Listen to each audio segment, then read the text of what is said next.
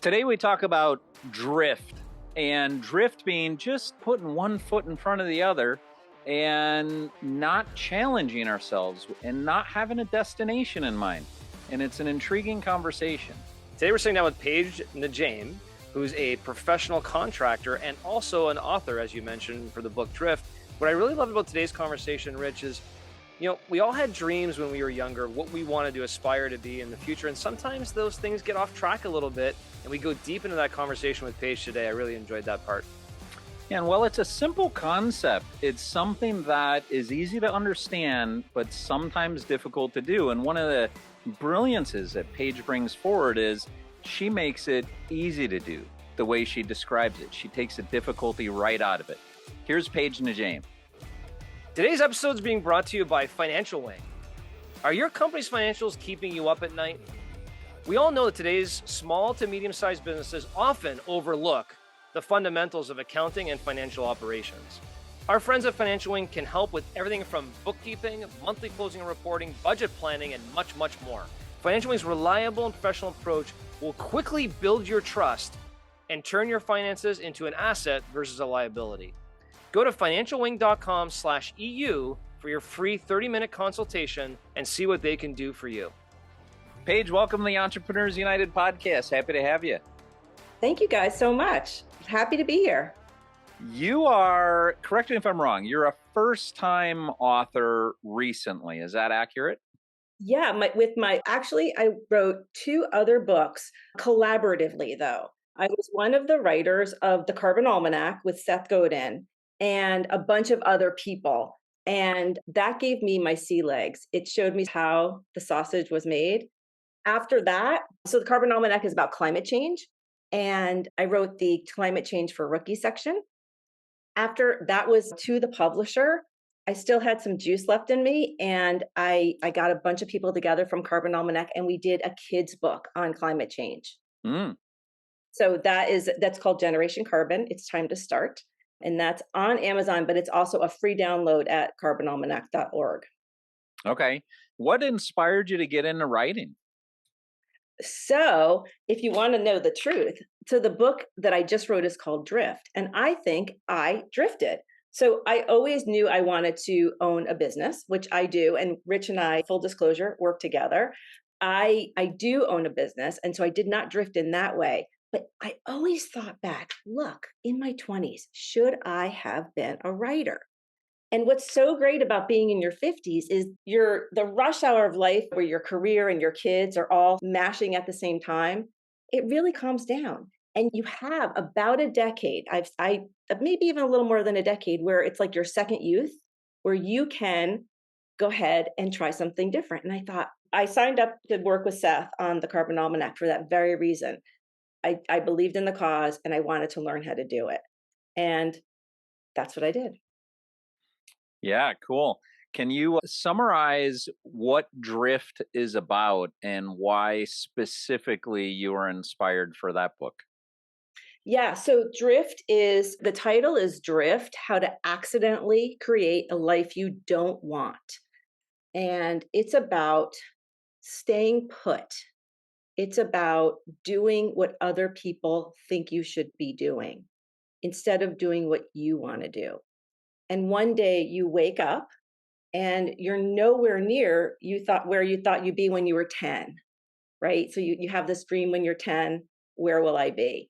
And you're nowhere near that. And I see it over and over again in younger people, right? So I saw it in my generation and I thought, oh, that's interesting. Didn't know what it was about because I was part of that, going through it and probably drifting myself. But as I saw the kids in their 20s that I know choosing locations, choosing schools that were not exactly their dreams, it got me thinking. And so actually Drift started out as a book within a book. So it was part of another book. And I pulled it out of that book and I sent it to a bunch of people that know what they're doing and said, is this something? And all of them came back and said, wow, it sounds like you're talking about me. Yeah. And when we've talked priority management in our business, one of the things that I've said is without priority management and knowing where you're going, you're almost like a ship at sea without a map and without a rudder. And when you're a ship at sea without a map or a rudder, you're just trying to survive that next wave. That's the whole goal. And the map is obviously having clarity on where you want to go, and the rudder is how to get there. But I can see, and I've read the ebook and appreciate having read that, and I can see where just that one foot in front of the other mentality without actually having any particular place to go, you end up wherever you happen to end up. Your uncle says, "It's got a 401k, so you should, that's a great company. That's a solid place to work." But and I talk about this in the book a little bit. And again, anybody that wants to read the book, it's only 1,000 words. And there's a reason for that, but we'll get into it. So you don't, it's not even something you have to even take a lot of time to read. And the reason for that was because I knew it would appeal to young people and I wanted them to get the message and not just a 400-page book that sat on their nightstand. Yeah, I think that the idea is that you hear these things growing up. It's a great company, but when things are that clear, it usually is because a company or a path must make it that clear because it's a ho hum job, right? So, yeah, you can go get a same day interview at Dick's Sporting Goods if you'd like to work there. But is that your dream job? Right? Your dream job might be, and I talk about this, being a ventriloquist on Sesame Street. Well, there's no same day interview for that. There's no path for that. You have to figure that out. And when you see a blurry path, it is often a sort of a signal that this could be amazing. Tell me about the antidote. So the problem is one foot in front of the other, no destination particularly in mind, and you accidentally create the life that you don't want. What's the antidote? What can somebody do once they're shocked into the reality that this might be happening with them? What now? All right, so I can give you some real examples, real life examples happened to my kids' friends very recently. I think there's a lot of people who are so worried about what other people will think or about what their parents will, maybe their parents won't be as proud of them. And what both, I had two young people go through this recently in my life. And after they stood their ground and stood up for what they wanted and changed jobs, I said, "Well, what happened? Did the sky fall?" And they said, "No, nothing happened." And that's the trick. You don't have to worry about that. People get over that really quickly. There's even a line in the book about wedding invitations that are already in the mail. That is the ultimate expectation. You've mailed them. Can you stop the wedding? Of course you can. But you, as the bride or groom, you think you're going to be disappointing the whole world. No, you're not. People are going to be like, "That was really brave." So In- the anecdote is to take that tiny step and not to worry and just see what other people think because they don't think much.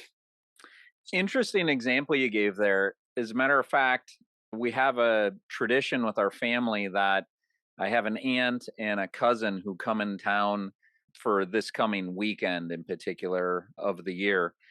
And my cousin had a wedding that was scheduled that ended up getting called off. I want to say it was 3 weeks ahead of time.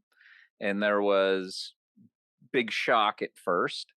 And then it was to what you're describing. It's if somebody wasn't sure in that marriage, that was actually a good thing they did that. But I can only imagine some of the pressure that they had. So it makes me want to talk to him specifically about that. Maybe tomorrow when I see him when he gets in, I'll pick him up at 5:30 or something like that. And maybe the ride back from the airport, I might mention your book and mention this example and find out a little bit more about just how hard it was to have that decision made. I can only imagine. Can you imagine? You've invited hundreds of people possibly, right? And you're so wary. These are your closest friends and family. These aren't people that are just colleagues or people you've met once. And so there's so much pressure. And all I can say is if I got a call saying that the wedding was called off, I would think, wow, that was brave.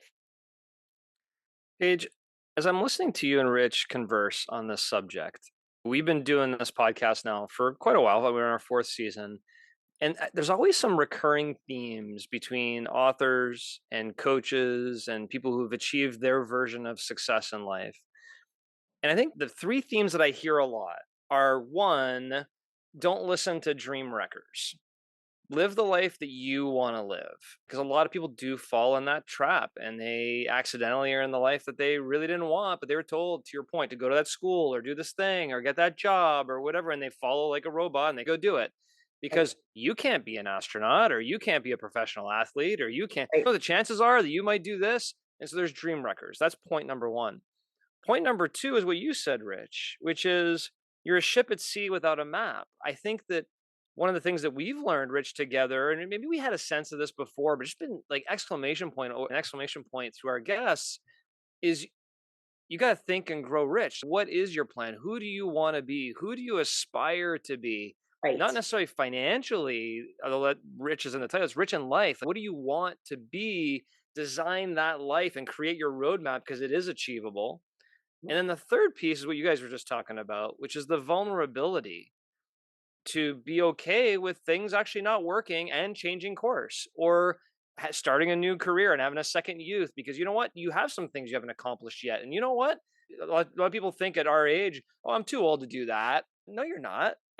You can do whatever you want, right? So the themes of dream wreckers, ship at sea without a map, and vulnerability are ones that just come over and over again. I guess I'm curious, Rich, if you agree, and then Paige, I'm curious as well as do you have that sense of connection with what you're writing about in your book? I'd say, yeah, that the importance on getting clear on where one wants to go personally and professionally just continues to show up as this reoccurring theme for sure. Yeah, and I think you have to aim, right? You may not get exactly where you're going, but you have to aim there so that at least you're not 56 years old thinking, "Oh, I should have done that. I should have tried stand up." Right? How many Yeah. people probably should have tried stand up? It might not have worked. They might have hated it, but they won't have the regret.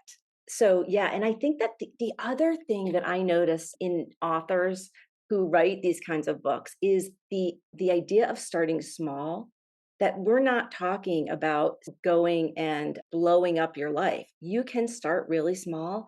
And then the idea that the next steps really tend to reveal themselves. You start one little thing going, and all of a sudden, you've got people behind you, you've got people you've talked to about it, and you're on your way. So you don't actually need the idea of a map is interesting, but I don't think you need the whole map.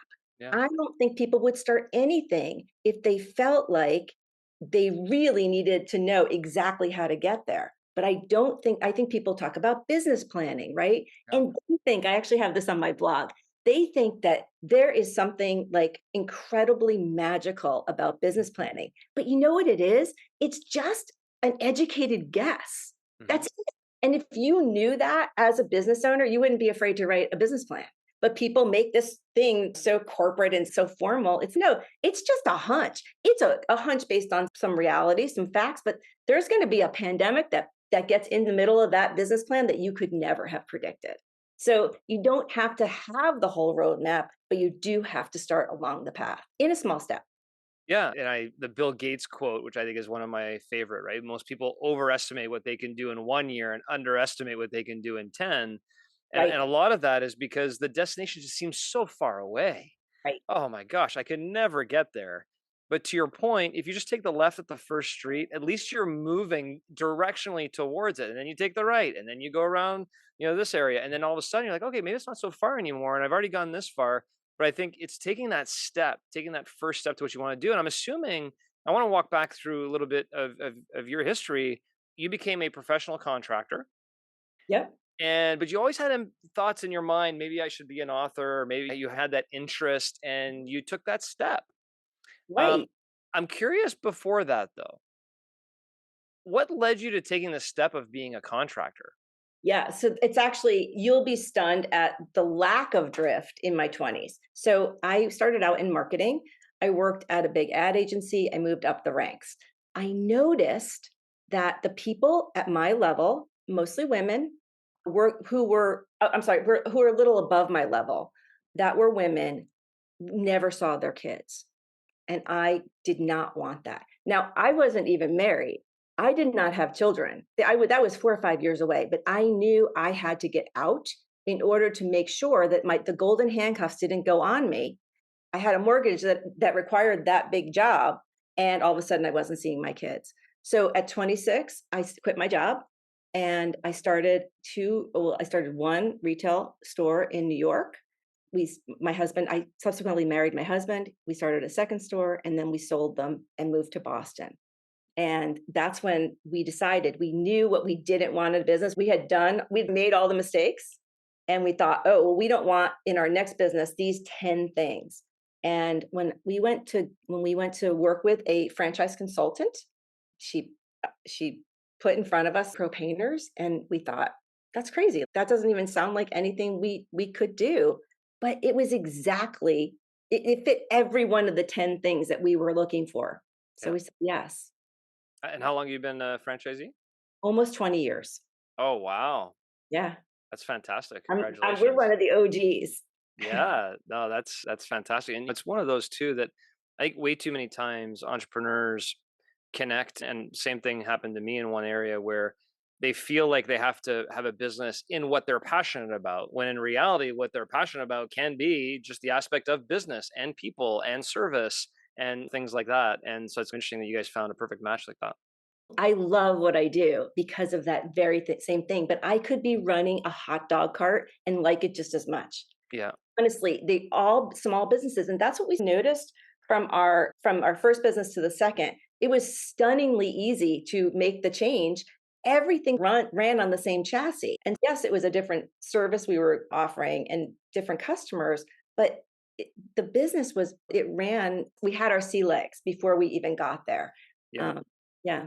So I'm curious about this whole second youth component. Hmm. And let's there's a lot of entrepreneurs listening to this episode that are perfectly happy with their careers. Plan on being at their company or running this business for the next decade or so. What would you say to them about the power of potentially having that second youth and something they're passionate about and have a hobby with, and the power of that? Because you are running a business and now you have this hobby of writing and Yeah. following a different passion. How much energy has that provided you, and what would you advise others to do? Yes, a lot of energy. So here's the good news. What I chose to do, and I think what most people would choose to do as a hobby, is not going to you're not going to pay a tuition bill for college by writing a book. Not these days anyway. Maybe back in the olden days you could. So just knowing that, it takes all the pressure off, right? So I could give my book away for free, which I do on my website, right? I don't care about book sales. I care about the message. And so I did it as just a project. Like somebody would play pickleball and learn how to play pickleball. I just learned how to write a book. And the idea of the second youth, if you notice that your kids aren't around your ankles anymore and that time is freeing up, you do have the time. And if you're doing something that one, you're not depending on the money for, and you have another job, and two, you wanted to do maybe in your 20s, and three, that brings you joy, have at it. I think what you just highlighted there, it just smacked me on, hey, just like people learn how to play pickleball, I want to learn how to write a book. Like what you talked about with the business planning, where people feel like all of a sudden they're bound to it and it's this big, weighty, heavy deal. I imagine one of the things that holds a lot of people back from writing a book is, well, how many people are going to want it? How much money would I make? How much money would it cost? And you relieved yourself of any of that. And you were like, I'm not sure I care about any of that. Some people like to learn pickleball. I want to learn how to write a book. I'm not worried about the outcome. I'm going to get in and love the journey. Yes, and I loved it. I Sounds loved like Rich and I's podcast. Yeah, jumping in and just figuring it out as we go. Yeah, that's the thing. You couldn't have planned for so many things, right? I couldn't plan for the cover. I had to hire somebody to help me with that.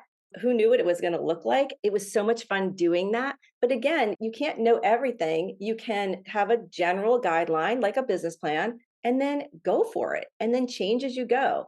But I think that a lot of times in business, we make it seem like there's some kind of secret that some people know that other people don't know.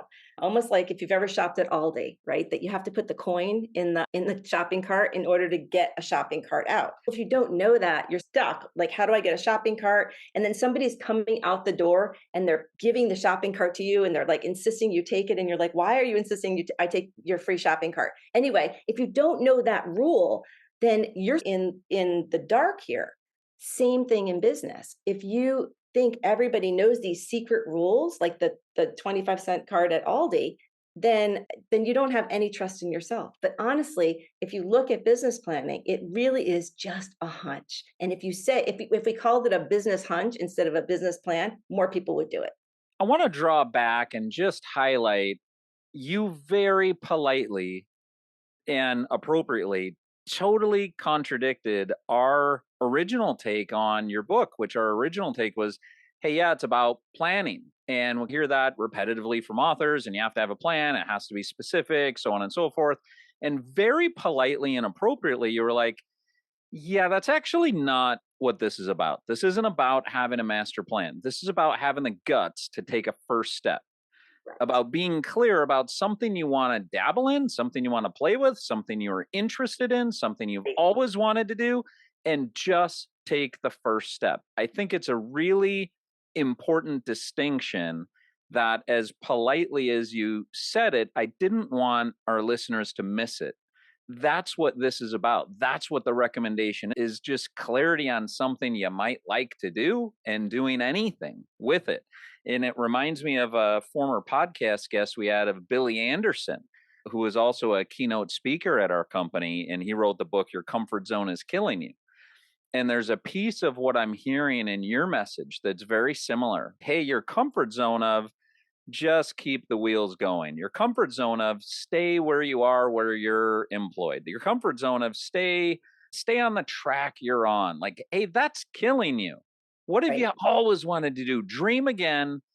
Just take a first step. You don't need to have it all figured out. Exactly. There's in the kids' climate change book that we all wrote together. One of the kids, happened to be my son, wrote a section that says, just start. The earth doesn't need you to be perfect, but it needs you to start. And he goes on to say, if you have to take a plane trip because there's no other way to get there, don't worry about it. But if you can take the train, then maybe you take the train next time. But you don't have to actually be perfect. You can just start and move along. And something with climate, in something like climate change, if we wait till it's perfect, we'll all be melted by then. So we have to start before it's perfect. It reminds me of a conversation I had with our 23-year-old Kinley. And she was so concerned in this conversation about, I don't know what I want to do. I'm not sure what career do I want to get into?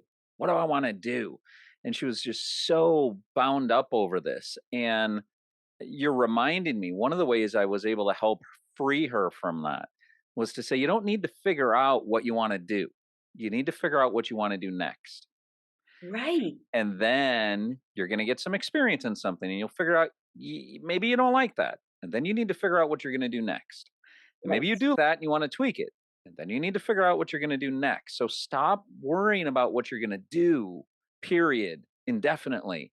And just get into what do you want to do next? And get the experience. Good advice. Yeah. What do you want to try? I do have a son who's 25 that in college tried stand up. And we all thought this is it for him. He is going to be great at this. And 6 months later, he quit. It was mentally too much for him. But now he doesn't have to wonder. He's rocking a baby to sleep at night when he's 35. He doesn't have to wonder if he missed his chance. No. And Seth Godin talks about it all the time. He talked about it when we were writing all the books that we were writing. This might not work. You have to be willing to take a chance at something that might not work. And who cares if it doesn't work? Nobody's watching that. Nobody's really watching. Who's somebody who inspires you, who really takes this on, this, what do you want to do next, and having the guts to take a step? And who's somebody in your life who inspires you, and what did you see them do? Yeah, so it's interesting. My kids, because I'm their mom and I've been talking about drift their whole life, they are the antithesis of drift. They could use a little drift in their life. And we talk about it that, some drift is somewhat good, right? There's a little serendipity, like your daughter tries something and she didn't even know it existed. And all of a sudden she's got this job that she wouldn't have even known about. That's not what we're talking about here. We're talking about when life happens to you. But in any case, my middle son wanted something incredibly bad in an internship, and it was a very hard thing to get, and he went after it step by starting with in high school. He wanted the internship he knew in college, but in high school he did a TED talk. How did he do a TED talk? By figuring it out, right? And that TED talk led to him going to probably a better college than he would have without a TED talk. And then that college was the key to getting this internship. And so he really mapped it out from the time he was probably a sophomore in high school. And now he's a junior in college. Paige, you've mentioned a few times co-authoring a book with Seth Godin. Where's that relationship come from? I just applied. So it's so interesting. He wanted to do, he didn't know much about climate change. And he thought, if I don't know much about it, then probably other people don't know much about it. A couple of years ago, he put out like an application and I applied. I really applied like just off the cuff. It was a Sunday morning. I did it really quickly. And then 3 days later, actually, Rich, I was at the Big Shops conference in Philadelphia and I was right next to Mike Stone. And I'm like, you're not going to believe this, but I just got it. And it was seriously magical. I will never work with a group of people that like that again. The whole thing was magical. None of us were paid. We were all incredibly accountable, incredibly into it. And I like to write, but there were editors, there were graphic designers, all of us working together. And in 3 months, we put together a best-selling book. And so it was fantastic. Love it. And we did it. Let me tell you that this is You another took the interesting step. thing.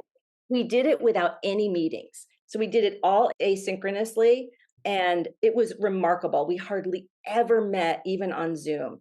But the graphic designer on the kids' book, he was in Singapore, so we would give him instructions. We'd wake up in the morning, and everything would be magically done, and we'd do our thing, and then we'd give it back to him. It was remarkable. But I love the fact that we never had a meeting. And how about the guts of you even applying? Talk about like having a dream, wanting to do something. Just take a step and you throw together this thing, and all of a sudden, 3 days later, here's Seth Godin knocking on your email saying, yeah, let's get together. I think you're a good example of wanting to do something and just taking a step and figuring out whatever happens next is okay. Let's see what kind of doors might open. What's next for you? What's on your hit list? And I don't want to pin you down on what are your Yeah, next you can. what are your top 10 coming up? What are a couple things that you've always wanted to do that you're looking forward to challenging yourself and taking a next step on? Just now might not be the right time, but at some point you're going to take a next step. Yeah, so I've been thinking about my next book. So the book Drift is incredibly small, and it's small on purpose. And I feel like there's a series in this because I don't think I read something the other day. I'm reading the book Smart Brevity. It's so good. And I read that the average person, after reading for 26 seconds, like if they're reading online, they click over to something else. It's really hard to keep people's attention. And so obviously, if a mom is going to give the book Drift to their 23-year-old son who's about to get married in 3 weeks, it cannot be a big book. We know that every word had to count. And I had to pull that kid in fast so that the wedding could be canceled. But I do think that there's a format here that works. And my next book, I was just talking to my husband about this. I am thinking about doing a book about how kids think. It's not completely fleshed out in my head, but how kids think parents love to nag at them. And parents nag because we love. So it could be this like 1,000-word book about a kid saying, get off my back, and a parent explaining why. Oh, I just want the best for you. But I don't think kids think that. I think they think we like to nag, just like my son thinks I like to clean. And you're saying you don't like to nag or clean. Neither one. Neither one. That yeah, so you're not going to take a next step further down either of those roads, it sounds like. Right, exactly, exactly. Uh, So I love the format. I love people have reacted to the format. I don't think we need to have 400-page books, and nobody's the generation that I was talking to wasn't going to read a 400-page book anyway. So I needed to make sure that the message could get through them, and I love the format. So, for our listeners, what would be one thing that you would challenge them to do, maybe in the short term over the next 3 to 7 days? You go, hey, if you listened to that podcast and if my message resonated with you, I think you should what? I think you should think about what you love to do or what you thought you'd be doing when you were 11. Think about who you were when you were 11 and think about the dreams of that kid and just start down the path. I didn't have to quit my job to to work with Seth on the books. I didn't have to quit my job to write my own book. I could do that on the side. And especially if time is freeing up, it's really hard. Nobody in the rush hour of life is going to be able to tackle this like somebody who's got a little bit more time. But if you've got that time and you see that time freeing up, use it. And I know you're so passionate about it and you're doing much of the work for free. As far as I know, I don't think you have a consulting service or anything like that. But if somebody was really inspired and they're like, I want to talk to her again, are you open to being contacted by one of the listeners? Oh, yeah, sure. Absolutely. People do it all the time. I'm so surprised. So you can reach me at pagespage.net. And my contact information is all there. A couple of weeks ago, I read a little bit about marketing and small business. A couple of weeks ago, somebody wanted me to do a talk to the Chamber of Commerce in New Jersey. And of course, I do it for free because this is my way of giving back. People gave so much to me. I was so lucky. There were so many things that I hadn't planned that I probably should have planned, right? So now I've got to give back. I got to make sure that luck is paid back. That's great. Thanks for giving back in that way. And thanks for being on today. Appreciate it, Paige. Yeah, thank you guys. Please stick around for a few more minutes while Rich and I break down this episode. John, get the guts to take that first step. That's all it takes. And it did. I know I said when we were talking to Paige, but it really did remind me of that with Billy Anderson, who had the book, Your Comfort Zone is Killing You. And their messages were very similar. Get out of that comfort zone and go for it. It's okay. You might fail. It's okay. Go for it. Don't have a regret that you wish you would have. Don't do that. Yeah, if you think about it, actually, maybe an interesting title for a book in the future is Guts and Grit. Have the guts to make that move and have the grit to get through it because things won't always be easy, no matter what you do. What ends up happening is they have guts sometimes and they take that first step and they get to the corner, that looks a little far away, and they turn back and they go back the other way. So if you have the guts to make those first steps and you have the grit to persevere through the tough times, the messy middle of any venture or the learning curve or whatever it may be, that's really where the magic happens. And I meant what I said earlier. It was Ed Milet that I heard that from, where look, the destination may look far today, but if you don't take that first step, it's going to look far to next year too. And it's going to look far 3 years from now. And it's going to look far 10 years from now. But if you do take that first step today, and then another step tomorrow, and another step the day after that, you'll wake up a year from now or 2 years from now going, wow, I'm actually closer than I thought to the destination I want to be at. Guts and grit. I like that. And she's so dead on. One of the things that holds us back is worried about what other people other people will think. Yeah. And in particular with kids or with young adults, it's worried about what my parents will think. And am I doing the right thing? And I want to be a good kid and I want to follow the right path. And I think that can be very constricting to what we see as options. And it's liberating to have this whole, take those blinders off, pick up that guardrail and just dream again. Just think again about what do you wish that you could even dabble in? She told that story of her son who did stand-up comedy, and it sounds like that didn't go so well. He could never again say, I wish I would have tried. At least now he knows. And I bet he doesn't regret it. Yeah. And actually, quite honestly, it might have went well, but he may have realized this is not what I want to do. I've tested it. I now know this is not what I want to do. There's no question about it. And you can live for in the future and never have to look back with regret. And I guess another piece that I'd say, Rich, is if you don't have the guts to make that first move, there's a good chance you'll be sitting on your porch someday looking back going, oh, I wish I would have. And I hear this over and over again, that if you sit down with somebody, they're not going to talk about that year they didn't make as much income as they hope they make, or they didn't. It's always, I wish I would have when I had a chance. And I think what Paige talks about is you can have that second youth. And I think the other part that I feel, and I encounter this a lot, where there's people, in their 40s who are like, I'm like, oh, washed up, I've already had my career kind of mentality.